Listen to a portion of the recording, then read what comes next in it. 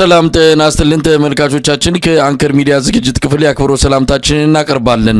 የአብይ አህመድ አገዛዝ የፋኖ መሪዎችን ገድሎ ለሚመጣ ወይም ጠቁሞ ላስመታ እስከ 3 ሚሊዮን ብር ለመስጠት መወሰኑ ተገለጸ። ከፋኖ ኃይሎች በመክዳት ከነጦር መሳሪያው ለሚሰጥ ደግሞ በተለያየ መልኩ ክፍያ ሊፈጸም እንደሚችል ተመልክቷል። በሌላ በደረሰን ዜና የአብይ አህመድ ጀነራሎች ጦርነቱን ትተው ስልክ እየደወሉ የፋኖ አመራሮችን እባካችሁ ወደ ሰላም ግቡ የሚል ልመና ላይ መሰማራታቸው ታውቋል። ከሰሞኑ እጅ ሰጥቶ ገባ የተባለው ኃይልም እንደተጠበቀው ለአገዛዙ ያስገኘው ለውጥ እንደሌለ እየተነገረ ነው። በበርካታ የአማራ ክልል አካባቢዎች ውጊያዎች ተጠናክረው ቀጥለዋል። በዚህ ዙሪያ ያዘጋጀነውንና ከፋኖ መንደር የተሰኘውን ፕሮግራማችንን ነው ይዘን የቀረብነው። የዘውትር ተሳታፊያችን መስመር ላይ ሆኖ መረጃዎችን ሊያካፍልን ተዘጋጅቷል። ወደሱ ነው በቀጥታ የማመራው። በዜናዎች እንጀምር። ባለፉት 2 ቀናት በአማራ ክልል ያሉ ወቅታዊ የህልውና የተጋድሎ እንቅስቃሴዎችን መረጃዎችን በማካፈል እንጀምራለን። መሳይ የፋኖ ኃይሎች በአማራ ክልል እያደረጉ ያሉት ጦርነት የመከላከያ ኃይሉ ብልጽግና አጠቃላይ የሰራዊቱ ጥምር ኃይል ግራ እስኪገባው ድረስ ነው ወታደራዊ ሽቶችን በመጠቀም በሄደበት ሁሉ መንገድ እየተመታ ከፍተኛ ጉዳት እየደረሰበት እንደሆነ እየተገለጸ ይገኛል። የፋኖ ኃይሎች የሉም በተባሉበት አካባቢ የመከላከያ ኃይሉ ከፍተኛ እንቅስቃሴ በሚያደርግባቸው አካባቢዎች ድንገት ደርሰው ጥቃት በመፈጸም ጉዳት እያደረሱበት ነው የሚገኙት። አሉ ተብለው በሚኬዱበት አካባቢ ደግሞ የፋኖ ኃይሎች ምንም ዳናቸውና ዱካቸው ሳይገኝ እየቀረ የመከላከያ ኃይሉ ድንገት የሉም ተብሎ ወደ መከላከያ ካምፓቸው በሚመለሱበት ሰዓት የደፈጣ ውጊያ እና የቆረጣ ውጊያ በማድረግ ከፍተኛ ጉዳት እያደረሱበት ነው። እንግዲህ በሄደበት እና በዋለበት አውደ ውጊያ ሁሉ መሸነፍ፣ መበተን፣ መዝረክረክ የማይሰለቸው የአገዛዙ ጦር ያው እንደተለመደው በዚህ ሰሞን በአማራ ክልል በተለያዩ ውጊያ ቀጠናዎች በፋኖ ኃይሎች ከፍተኛ ሽንፈት እየደረሰበት እንደሚገኝ ተመላክቷል። የአማራ ፋኖ ብሔራዊ ኃይል ምዕራብ አማራ ቀጠና ቴዎድሮስ እዝ በሚንቀሳቀስባቸው ነፃ ይዞታዎችን ለመቆጣጠር የአገዛዙ ጦር ከደብረ ማርቆስ ወደ ሊባኖስ ደንባ ወደ ተባለ ቦታ ሲንቀሳቀስ የፋኖ ኃይሎች ከበባ በመፈጸም ማጥቃት በመፈጸም ጉዳት አድርሰውበታል። የፋኖ ኃይሎች 206ኛ ኮር 34ኛ ክፍለ ጦር ዛምብራ ሻለቃ በፈጸመው የደፈጣና የመልሶ ማጥቃት እንቅስቃሴ አንድ ፓትሮልን ጨምሮ በርካታ ወታደራዊ ተሽከርካሪዎች በመቃጠላቸው እንዲሁም በርካታ ቁጥር ያለው የአገዛዙ ጦር መደምሰሱን ታውቋል። በተደረገው ውጊያ ተመቶ ሲሸሽ በነበረው የአገዛዙ ጥምር ጦር ላይ ተከታትሎ በመምታት እስከ ማርቆስ ከተማ ማረሚያ ቤት ዘልቀው በማጥቃት ከባድ ጉዳት ያደረሱበትና በዚህ ውጊያ 3 መደበኛ ምሽጎችን የፋኖ ኃይሎች ተቆጣጥረው ወደ ከተማው አቅራቢያ ዘልቀው በመግባት ሲሸሽ የነበረውን የመከላከያ ሰራዊት እየተከተሉ መምታታቸውን አስታውቀዋል። ውጊያው እስከ ምሽቱ 12 ሰዓት ለተከታታይ 7 ሰዓት ያለማቋረጥ በተደረገው የመልሶ ማጥቃት ከ37 በላይ የአገዛዙ ጦር መደምሰስ መቻሉን አስታውቀዋል። በተመሳሳይ ሰዓት በምስራቅ ጎጃም ደጀን ወረዳ በደጀን ከተማ በቅርብ ርቀት አዲስ ውጊያ መቀስቀሱንና ውጊያው አሁንም እየተካሄደ ሲሆን ከከተማዋ ዘልቀው የገቡ የፋኖ ኃይሎች በከተማዋ አቅራቢያ የነበሩ 2 ምሽጎችን ማጥቃታቸውንና የአገዛዙ ጦርም ከምሽጎቹ ወጥቶ ወደ ከተማ መግባቱን እና የወረዳው ፖሊስ አዛዥ ዋና ሳጅን አስናቀ ማናዬ የተባለው በመከላከያ ሰራዊቶች ብስጭት ምክንያት ከተማው ላይ እንቅስቃሴ በሚያደርግበት ሰዓት መመታቱንና ይሄ የወረዳው የፖሊስ አዛዥ ምንም አይነት ጥፋት ሳያጠፋ ነገር ግን ተመቶና ተበትኖ ወደ ከተማው ወደ ደጀን ከተማ የገባው ኃይል እርምጃ እንደወሰደበት፣ አንዳንዶችም የፋኖ ኃይሎች በከተማዋ ላይ የከተማ ስኳዶችን አስቀድሞ በማስገባት እርምጃ ወሰዱበት የሚባል ሌላ መረጃ መጥቷል። እንግዲህ በዚህም ሆነ በዛ ያው የአገዛዙ ደጋፊ በመሆኑ ሰውየው ዋና ሳጅን አስናቀ ማናዬ የወረዳው ፖሊስ አዛዥ ተገሏል ማለት ይቻላል። በ2 አጃቢዎችም እንዲሁ መቁሰላቸውን ነው መረጃዎች የሚያመላክቱት። ሌላው በምዕራብ ጎጃም በተለያዩ ወረዳዎች ማለትም በቋሪት፣ በደንበጫ፣ በደጋዳሞትና በሰከላ ተራራማ አካባቢዎች የፋኖ ይዞታዎችን ለማጥቃት የተንቀሳቀሰው የአገዛዙ ጦር አሁንም የመልሶ ማጥቃት ደርሶበት ወደ መጣበት አካባቢ እንዲመለስ ማድረጉንና በጣም በርካታ ሰራዊት ሰራዊት መደምሰሱን በውጊያውም ቀጠና ፈርሶባቸው እጃቸውን ለፋኖ ኃይሎች በተለያየ አቅጣጫ መስጠታቸውን ነው መረጃዎች የሚያመላክቱት። በሌላ የክልሉ ምስራቃዊ ቀጠና በሰሜን ወሎ ዞን ወደ ቆቦ ከተማ በሌሊት የፋኖ ኃይሎች በከተማዋ ዙሪያ በሚገኙ የአገዛዙ ጦር ካምፕ ላይ ጥቃት በመክፈት የአገዛዙን ጦር ወደ ከተማዋ እንዲሸሽ ከማድረጋቸውን በተጨማሪ ተከታትለው ወደ ከተማዋ በመግባት በተለይ በከተማዋ ፖሊስ ጣቢያ ሚካኤል ሰፈር ወይም የአድማ ምተና ካምፕ እንዲሁም ሆርማት በተባለው የአገዛዙ ወታደራዊ ካምፕ ላይ ከበድ ያለ ማጥቃት በመፈጸም ጉዳት ማድረሳቸውን ለማወቅ ተችሏል። የአገዛዙ ጦር ባላሰበው ጥቃት በመደናቀጥ ባልተጠና ሁኔታ የከባድ መሳሪያ ሲተኩስ ማደሩና በዚህም በርካታ ሰላማዊ የከተማው ዙሪያ ነዋሪዎች መገደላቸውን የዓይን እማኞች ተናግረዋል። የፋኖ ኃይሎች በርካታ ቁጥር ያለው የአድማ ብተና አባላትን እና ሚኒሻዎችን በምርኮ ይዘው ከከተማው እንደወጡ ገልጸዋል። በዚሁ አቅጣጫ እንዲሁ በሰሜን ወሎ በጋዞ ወረዳ ዛሬ ከሌሊቱ የጀመረው ውጊያ እስከ እኩለ ቀን ድረስ በተደረገው ውጊያ በአገዛዙ አባላት ጉዳት መድረሱን አስታውቋል። የሚኒሊክ ዕዝ በፈጸመው ማጥቃት ብር አፋፍ በተባለ ቦታ ላይ በተደረገው የተጠና ማጥቃት የአገዛዙ ጦር ቦታውን ለቆ መሸሹን አስታውቋል። የደጋው መብረቅ ኮር ደጀን ክፍለ ጦር ከንጋት ጀምሮ እስከ እኩለ ቀን ድረስ ጥቃት በመፈጸም በጋሸናና ከአሁን ተገኝ በጋራ ለማጥቃት የመጣውን ኃይል ወደ መጣበት እንዲመለስ ከማድረጋቸው በተጨማሪ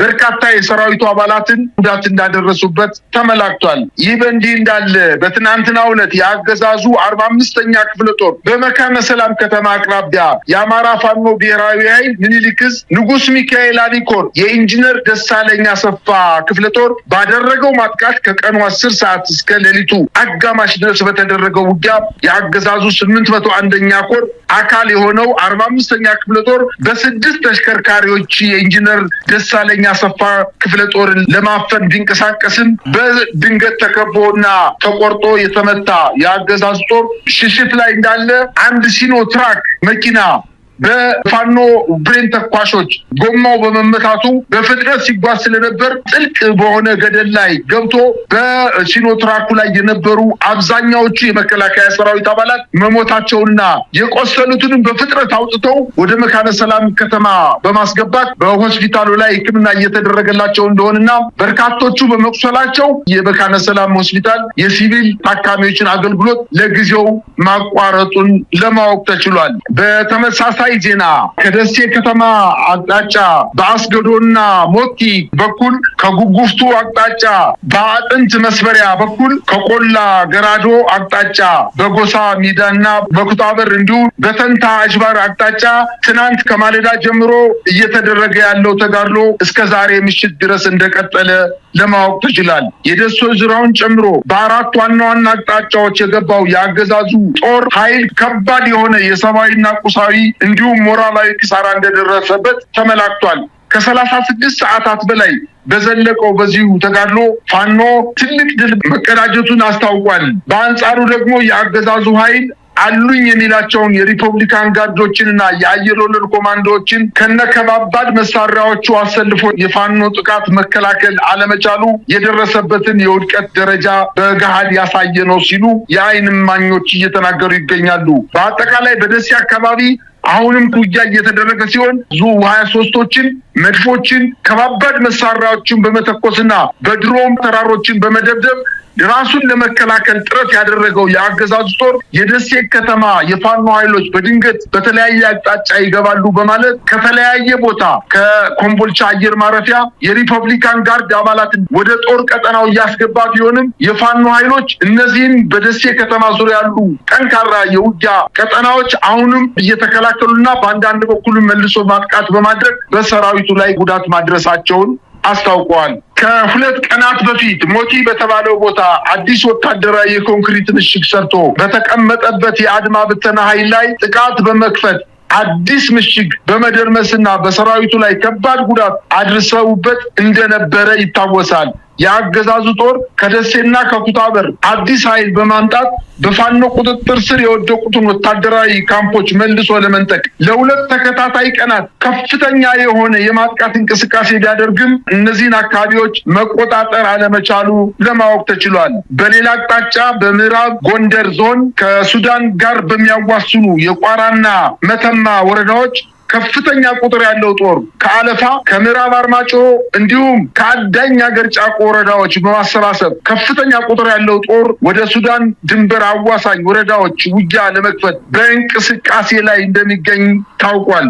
በዚሁ ቀጠና የአገዛዙ ጦር በተለይ ከሽንፋ እስከ ደለጎና ደለሎ ቁጥር 1 ድረስ በዘለቁ ውጊያዎች ላይ ለበርካታ ወራቶች እነዚህን አካባቢዎች ለመቆጣጠር ከክፍለ ጦር በዘለለ ከፍተኛ የሆነ ኮሮችንና ዞችን አሰልፎ ቦታዎችን ለመቆጣጠር ጥረት ያደረገው የአገዛዙ ጦር ለበርካታ ጊዜ ተመቶ ከደለጎና ከሽንፋ እንዲሁም ከመተማና ከገንዳዋ ከተማ በስተቀር አብዛኛው የፋኖ ኃይሎች ተቆጣጥረው እንደሚያስተዳድሩት ለማወቅ ተችሏል። ይህ በእንዲህ እንዳለ ከጎንደር ከተማ እስከ አዲስ ዘመን ከተማ የሚገኘው ዋና የአስፋልት መንገድ ለ6 ተከታታይ ቀናት በመንገድ ላይ የመኪና እንቅስቃሴ መታገዱን የአማራ ፋኖ ሰሜን አማራ ቀጠና በላይ ዘለቀ እዝ አስታወቀ። ይህ የተወሰነበት ዋነኛ ምክንያት ሲያብራሩ በዚህ አውራ መንገድ ላይ ብልጽግና ያሰለፋቸውና በአገዛዙ ጦር ሽፋን እየተሰጣቸው በህዝብ ላይ ግድያና ዘረፋ እየፈጸሙ ያሉት ኃይሎችን ለማጽዳት እንደሆነ በማለትና ከአምቡላንስና ወላዶችን ይዞ ከሚንቀሳቀስ መኪና ውጪ የትኛውም አይነት መኪና ቢንቀሳቀስ ለሚደርስበት ጉዳት ኃላፊነቱን ይወስዳል በማለት በዛ አካባቢ ፋኖ መሰል የብልጽግና ካድሬዎችን የፋኖ ልብስ በማሰለፍ በተለያዩ ቦታዎች ላይ ጫካ ውስጥ ተደብቀው ኬላ በመዘርጋት በህዝብ ላይ ዘረፋ እየፈጸሙ መሆኑን የአማራ ፋኖ ብሔራዊ ኃይል ሰሜን አማራ ቀጠና በማወቁ በዚህ አካባቢ የማጽዳት ዘመቻ መጀመሩን ለተከታታይ 6 ቀናት ምንም አይነት እንቅስቃሴ እንዳይደረግ በማለት ማሳሰቢያ የሰጠ መሆኑን ለማወቅ ተችሏል።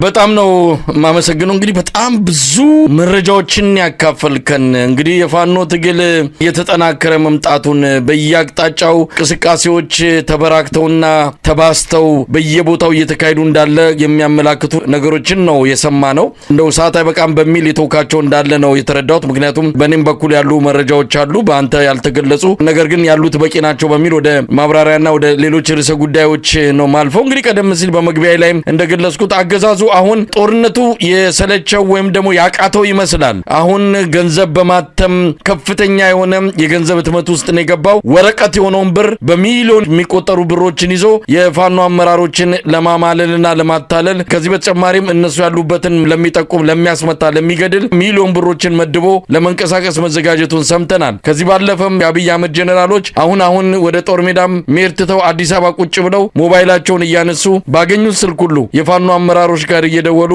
ይህን ያህል ብር እንሰጣቸዋለን፣ ይህን እናደርግላቸዋለን፣ አዲስ አበባ ይህን ያህል ህንጻ እንሰጣቸዋለን፣ ባህር ዳር ላይ እንዲናደርግላቸዋለን፣ የማይገቡት ቃል የለም። ምን ማለት ይቻላል? የአብይ አህመድ አገዛዝ በመጨረሻው ደረጃ ትንፋሹን እየሳበ ባለበት በዚህ ወቅት ላይ እንዲህ አይነቱን መንገድ ደግሞ ተከትሏል። ጦርነቱ አቅቶታል። በማታለልና በገንዘብ የፋኖን ትግል አዳክማለሁ ብሎ ተነስቷል። እንዲህ አይነቱ ነገር ወዴት እያመራ ሊሄድ እንደሚችል በግልጽ እየታወቀ ነው። ባንዳ የሆኑ ዝም ብሎ ተግበስብሰው የፋኖ ትግል ውስጥ እጃቸውን ያስገቡ በሙሉ አሁን የመጨረሻው ሰዓት የአንድነቱ ጉዳይ እውን መሆኑን ሲያውቁ እየወጡ ይገኛሉ። ስለዚህ የፋኖ ትግል አንደኛው ምዕራፍ አጠናቆ ሁለተኛውን ተሻግሮ ምናልባትም የመጨረሻውን የድል ደውል ከሚደውልበት ምዕራፍ ላይ ተጠጋ ይመስላልና አገዛዙ ገንዘብ ይዞ መጥቷል። ጥይቱን ትቶ ገንዘቡን ይዞ የመጣ መሆኑን የተረዳ ነው። ያውም የታተመ ወረቀት የሆነ ገንዘብ። ምን ማለት ይቻላል? መሳይ ገና ሲጀመር የዛሬ 3 ዓመት እኮ አብይ አለቃችን ወይ 15 ቀን ብቻ ይሰጠን እንጂ በውጊያ ብትንቱን አወጣዋለሁ ብሎ የዘመተው ብርሃኑ ጁላ፣ ከብርሃኑ ጁላ እስከ አበባው ታደሰ፣ ከብርሃኑ በቀለ እስከ መሐመድ ተሰማ፣ ሌሎችም ጀነራሎች ወደ አማራ ክልል ሲገቡ የአማራ ክልልን ህዝብና የፋኖ ኃይሎችን የልብ ጥንካሬ አልተመለከቱትም ነበር። እነሱ የመሰላቸው እጃቸው ላይ ይሄን ምንም የለምና ቁመ ጠብቀኝ ብረት ብቻ ነው ያላቸው። ምናልባትም በጣት የሚቆጠር ክላሽ ብቻ ነው በእጃቸው ተቆጣጥረው የሚገኙትና ሳይቃጠል በቅጠል ጉልበታቸው ሳይጠነክር 15 ቀን ይሰጠን ይሰጠን እንጂ ሂደን ብትንትናቸው እናወጣዋለን ብለው በዛቱበት መሰረት 15 ቀን አይደለም በ15 ሳምንታትና በ15 ወራት እንኳን 10 እና 15 ጊዜ የተለየ ዘመቻ በማወጅ በአማራ ክልል አስቸኳይ ጊዜ አዋጅ በማወጅ እንደማይችሉት ሲያውቁ ፋኖ ፈርሷል፣ አመራሩን ፈርጥቷል፣ መለቃቀም ነው የቀረን ብለው ነው ትልልቅ የመንግስት ባለስልጣናትን የኢትዮጵያ ሕዝብ የዋሹት። 1 ኪሎ ሜትር እንኳን በእግራቸው መጓዝ የማይችሉ ምንም አይነት የወታደራዊ ቁመና የሌላቸው አመራሮች በከተሞች ላይ ተቀምጠው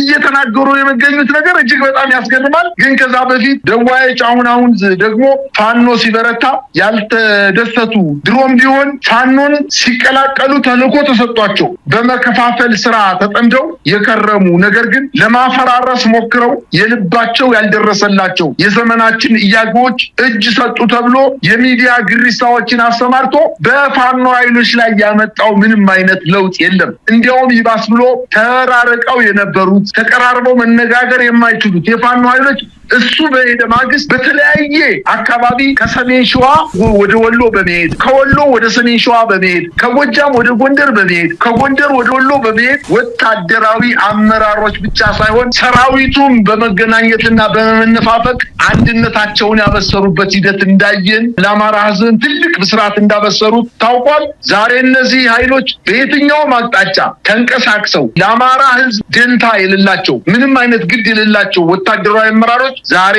አንዳንዶቹ በባህር ዳር በትልልቅ ሆቴሎች ተቀምጠው፣ አንዳንዶቹ በኮምቦልቻ ትልልቅ ሆቴሎች ተቀምጠው፣ አብዛኞቹ ደግሞ በአዲስ አበባ ከተማ ተቀምጠው ጀነራሎቹ ስልክ እየደወሉ በ15 ቀን በመሳሪያ እንመትነዋለን፣ ሱሪውን እናስፈተዋለን፣ ትጥቁንም እንቀመዋለን፣ ይዘንም ለጌታችን ለአብይ እናስረክባለን ብለው ዝተው የሄዱት ዛሬ ጎማቸው ተንፍሶ ስልክ እየደወሉ እባካችሁ የምትፈልጉትን እንሰጣችኋለን ከርታችሁ ነው እንጂ እኛ ማናደርግላችሁ ነገር የለም።